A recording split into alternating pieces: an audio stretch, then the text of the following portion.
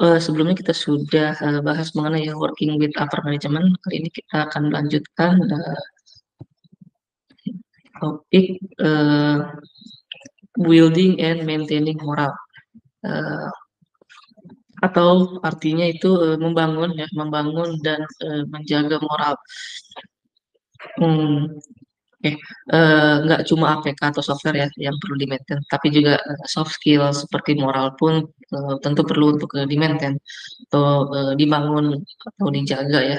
Nah, sebelum bahas lebih jauh, kira-kira kenapa sih seorang lead atau manajer perlu menjaga moral timnya?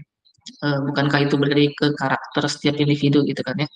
Eh, ya, terlepas dari hard skill yang harus dimiliki oleh setiap individu ya, eh, soft skill seperti moral juga merupakan aspek penting yang yang berfungsi, yang berguna untuk bersosialisasi, yang perlu dibangun atau dijaga. Nah, tujuannya adalah tentu untuk menumbuhkan rasa saling peduli dan menghargai antar sesama tim atau bahkan antar divisi. Nah, kalau moral dari timnya sudah bagus, ya, udah saling melengkapi, gitu ya, saling support, kemudian saling berkolaborasi, gitu ya, maka bisa dipastikan eh, timnya juga akan lebih baik, ya, akan beraura positif lah, akan seperti itu. Itu tadi sepintas soal temanya ya. Nah, kita langsung masuk ke slide kedua, yaitu adalah building your tribe. Tribe di sini konteksnya itu merujuk pada tim atau kelompok. Nah, eh, atau bahasanya itu bagaimana ya kita bisa membangun tim dengan menjunjung tinggi moral. Intinya kurang lebih seperti itu. Nah, di sini ada beberapa poin bagaimana cara building your tribe versi Frank Ken ya. Yang pertama itu ada saya artikan aja ya. Di sini yang pertama itu kamu belum lama ini bagian dari mereka. Maka gunakanlah keuntungan itu. Kurang lebih seperti itu ya artinya yang poin pertama. Nah, ketika posisi kita yang sebelumnya merupakan bagian dari kontributor tim, kemudian diberi kesempatan ya untuk menjadi manajer, maka gunakanlah pengalaman tersebut sebagai keuntungan ya, keuntungan untuk membangun tim sesuai dengan apa yang kita harapkan saat sebelum menjadi manajer. Nah, eh, kita jadi lebih tahu ya apa yang sebenarnya dibutuhkan oleh tim, kemudian juga kita tahu apa saja problem internal yang selama ini terjadi di tim, kemudian juga kita juga tahu ya setiap karakter yang ada di dalam tim sehingga kita bisa tahu cara berkomunikasi yang tepat dengan mereka. Nah, lalu yang kedua adalah continue to respect and listen to your team. Nah, hormati uh, dan dengarkan masukan-masukan dari tim. Nah, dengan menghormati dan mendengarkan tim berarti kita mengakui kontribusi setiap anggota tanpa memandang status atau level mereka. Nah, dengan banyak mendengarkan secara nggak langsung kita menunjukkan kepedulian kepada ide, pendapat dan masukan dari anggota tim. Di mana sikap tersebut akan membuat hubungan dalam tim tetap positif ya, komunikasi jadi lancar dan setiap anggota tim juga akan merasa dihargai dan merasa dipercaya. Bayangin teman-teman kalau misalnya kita justru bersikap sebaliknya, ya merasa ide yang paling benar itu adalah idenya idenya seorang lead atau idenya seorang manajer ya, masukan dari timnya nggak pernah diterapin ya, buru-buru diterapin itu didengar pun enggak gitu. Nah, maka jangan harap seorang manajer akan mendapat respect dan kepercayaan dari timnya. Kemudian yang ketiga itu ada show that you're in this together, atau tunjukkan bahwa kita satu tim, bahwa kita manajer juga terlibat ya dalam setiap kondisi di dalam tim. Jangan sampai seorang manajer hanya muncul pas masalah sudah lewat atau muncul cuma ngasih tugas doang gitu ya. Tapi manajer juga harus ada dalam situasi sulit untuk ikut memberikan solusi dan mengatasi masalah secara bersama-sama. Nah, ini mencerminkan kalau di dalam tim harus saling kerjasama ya, saling support, kemudian juga menjalani semuanya secara bersama-sama dan secara kompak. Selanjutnya yang keempat, listen, just don't talk gitu ya. Dengarkan, jangan cuma bicara. Nah, lagi-lagi di poin keempat ini sedikit menyentil kita ya untuk menjadi pendengar yang aktif. Kita diingatkan untuk bisa memberi perhatian lebih dengan cara mendengarkan apa yang dikatakan oleh tim. Ketika ada individu dalam tim mencoba mengajak ngobrol atau curhat tentang masalah yang mereka hadapi, nah di sini tugas kita coba mendengarkannya ya, coba memahami apa yang mereka sampaikan, sesekali beri tanggapan yang positif. Dengan begitu, tim jadi percaya bahwa kita adalah teman terbaik atau sosok yang tepat untuk diajak sharing. Kurang lebih seperti itu. Dan poin terakhir adalah jangan menuntut lebih dari apa yang kamu tuntut pada diri sendiri. Nah, ini lebih mengutamakan nilai keadilan, nilai keadilan yang diterapkan dalam tim. Kita ambil contoh, misalnya saya sebagai seorang manajer meminta tim untuk mengerjakan tugas A, B, C, dan E, yang dimana tugas-tugas tersebut hanya bisa diselesaikan sesuai target dengan catatan harus lembur 3 hari berturut-turut, ya, katakanlah seperti itu. Nah, namun di sisi lain, saya sebagai manajer nggak mau terlibat, nggak mau terjun ya, nggak mau melakukan tugas itu, apalagi sampai lembur. Nah, ini yang dimaksud dari poin-poin kelima ini ya. Nah, bagaimana kita perlu bersikap adil kepada tim sesuai dengan kapasitas dan kemampuan tim. Kalau manajer atau lead-nya aja nggak mau melakukan itu, ya jangan paksa tim untuk melakukan itu. Nah, berikan tugas dengan proporsi yang pas, yang masuk akal ya, yang jangan yang di luar nurul kalau kata netizen. Kalau memang tugasnya banyak ya maka sesuaikan timeline-nya. Nah, dengan begitu semua anggota tim dapat merasa dihargai dan diperlakukan secara adil. Tuh. Lanjut ke slide ketiga. Good goals sama dengan good moral. Tujuan yang baik maka akan menghasilkan moral yang baik. Nah, kurang lebih seperti itu ya makna dari good goals and good moral. Di sini akan kita bahas ya kriteria good goals itu seperti apa. Nah, ada beberapa poin yang akan coba kita bahas satu persatu. Yang pertama itu kurang lebih artinya seperti ini. Ketika sebuah tim bergerak maju untuk mencapai tujuan yang sama, mereka jadi lebih akrab dan solid. Nah, intinya saling kerjasama untuk mencapai tujuan bersama akan membuat tim semakin kompak. Mungkin kita bisa mengadakan sharing knowledge gitu ya terkait saling berbagi ilmu dan pengalaman. Nah, dengan saling sharing, ya, dengan berdiskusi, tentu komunikasi tim akan menjadi semakin baik, akan menjadi lebih kompak. Nah, di sisi lain, kita juga perlu untuk selalu terbuka dengan tujuan yang ingin dicapai. Jangan sampai tujuan atau target yang mau di-assign itu justru ditutupi atau justru hanya sebagian segelintir orang saja yang tahu.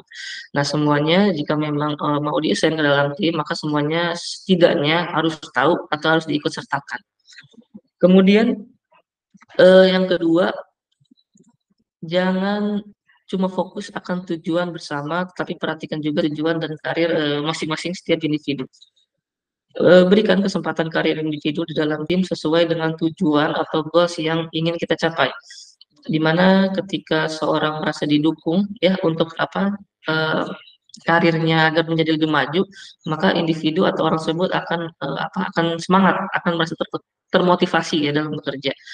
Lalu yang poin ketiga, selalu cari peluang untuk bisa membantu seseorang mencapai goals-nya. Nah, artinya kita sebagai manajer perlu memperhatikan kesempatan untuk memberikan support atau bantuan kepada pada tim ya, pada orang yang ada dalam tim dalam mencapai tujuan dari setiap individu. Eh, kita ambil contoh misalnya posisikan kita sebagai teman baik ya, teman baik. Nah, terus kita melihat teman kita punya impian pengen belajar desain gitu ya, pengen belajar UI UX gitu misalnya. Nah, itu sebagai teman yang baik, saya akan berusaha mencari kesempatannya untuk membantu mereka mewujudkan keinginannya. Nah, misalnya memberi dorongan moral gitu ya, ngasih saran, terus bahkan menyediakan bantuan langsung ya kalau kalau itu memang memungkinkan. Jadi sebagai manajer eh, kita harus selalu ada dan peduli untuk membantu orang mencapai impian atau tujuan pribadi di setiap eh, masing-masing individu dalam tim. Terus yang keempat, yang terakhir, pastikan selalu bahwa tim kita tahu tujuan bersama yang harus dicapai dan sejauh mana kemajuan yang sudah dicapai ya. Nah, artinya setiap orang di dalam tim harus tahu apa yang harus dicapai bersama dan sejauh mana pencapaian kita sampai saat ini. Jadi semuanya merasa dilibatkan dan diperhatikan. Nah, di sini kita coba analogikan ya.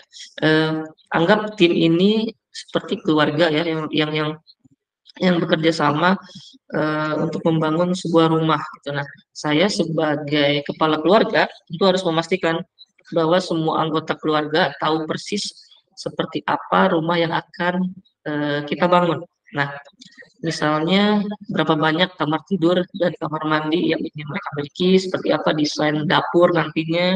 Nah, selain itu, eh, kita juga harus memastikan bahwa setiap anggota keluarga tahu sejauh mana sih progres yang sudah dikerjakan, apakah sudah selesai pasang keramik, apakah sudah selesai membuat kamar tidur dan sebagainya. Jadi intinya semua sama-sama tahu ya progres dari tujuan tersebut. Lanjut ke slide berikutnya, yaitu keep the right people on the bus. Ini merupakan apa ya, istilah ya yang sering digunakan untuk menyiratkan atau membahasakan pentingnya mempertahankan individu yang sesuai atau cocok dengan visi dan tujuan tujuan tim yang udah klop ya. Nah, poin ini lebih menjelaskan bagaimana sih caranya kita bisa mempertahankan individu atau orang yang berkontribusi positif dan berimpact untuk kemajuan tim. Nah, yang pertama yang perlu kita catat di sini adalah one toxic team member can destroy your team's moral. Nah, satu anggota tim yang toksik dapat mempengaruhi kinerja seluruh tim.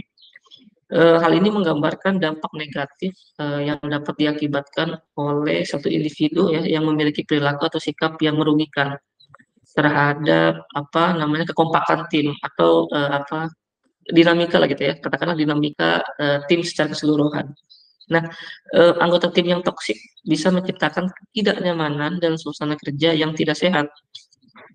Tentu dampak terburuknya bisa membuat menurunnya semangat kerja, kemudian juga bikin kerja jadi lebih stres, atau bahkan bisa berpotensi kehilangan anggota tim terbaik karena mereka apa merasa berat atau merasa tidak nyaman kerja di situ.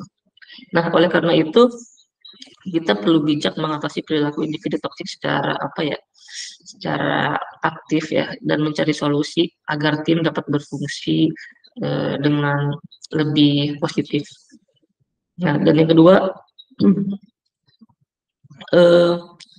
you want everyone on your team to feel like they are part of the A-list.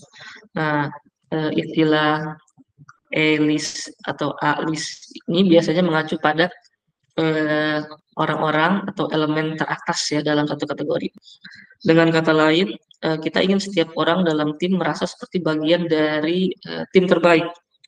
Artinya semua orang dalam tim merasa dihargai dan memiliki peran penting seperti anggota tim teratas atau yang paling sering diandalkan. Nah, ini tentang bagaimana cara menciptakan suasana di mana tiap individu merasa istimewa dan berimpact pada kesuksesan tim.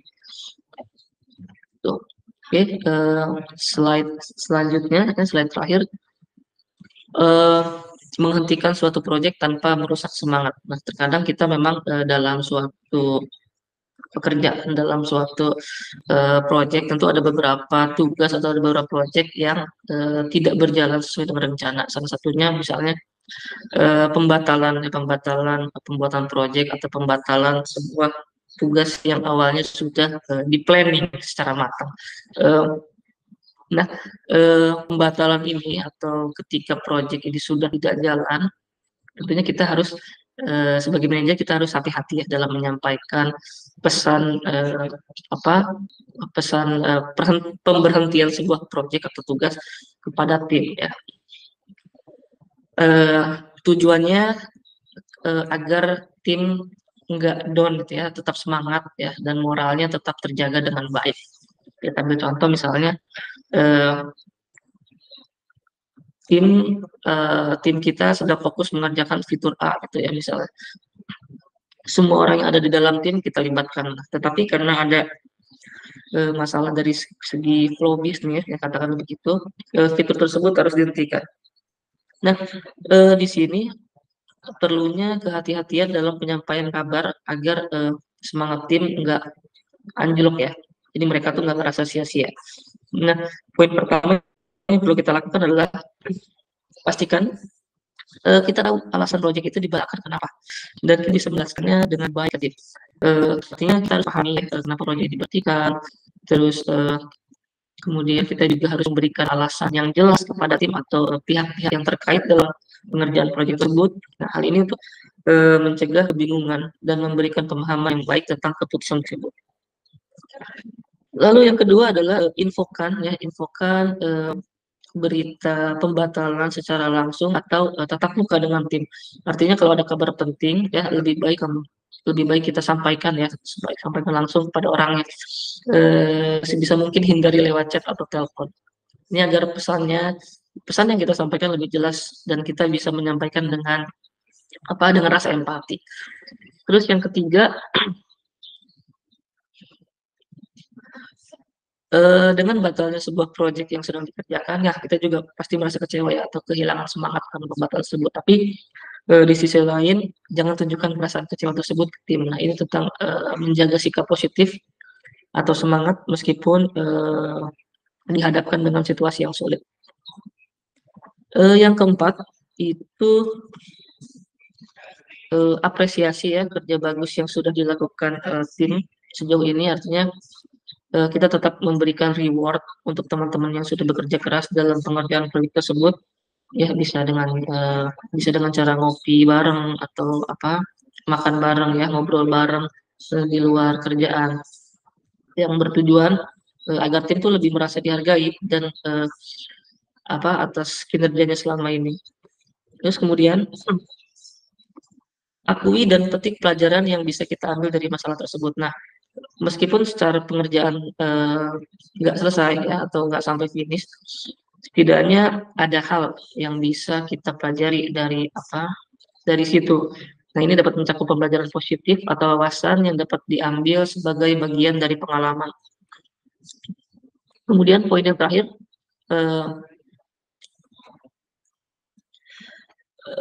bisa nggak hasil kerja dari proyek yang dibatalkan digunakan ya untuk proyek baru. Nah, tentu saja bisa ya, meskipun proyek sebelumnya dibatalkan, hasil kerja atau pengalaman yang sudah didapat tentu masih bisa dimanfaatkan untuk proyek yang baru.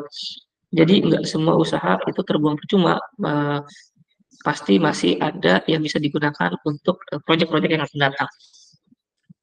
Kita ada contoh misalnya ada proyek tentang fitur cashback ya, tetapi seiring berjalannya waktu fitur ini katakanlah bertabrakan dengan fitur lain. Nah, maka terpaksa harus dihentikan sementara atau dibatalkan. Nah, meskipun proyek tersebut dibatalkan, tentu ada beberapa logik atau fungsi yang bisa dikembangkan untuk kemudian dimodifikasi untuk proyek-proyek lain yang serupa. Nah, dengan kata lain, enggak semua hasil dari proyek yang gagal tidak memiliki manfaat sama sekali. Pasti ada yang bisa kita ambil gitu. Ya, kurang lebih seperti itu Mas yang bisa disampaikan untuk sesi kali ini. Terima kasih.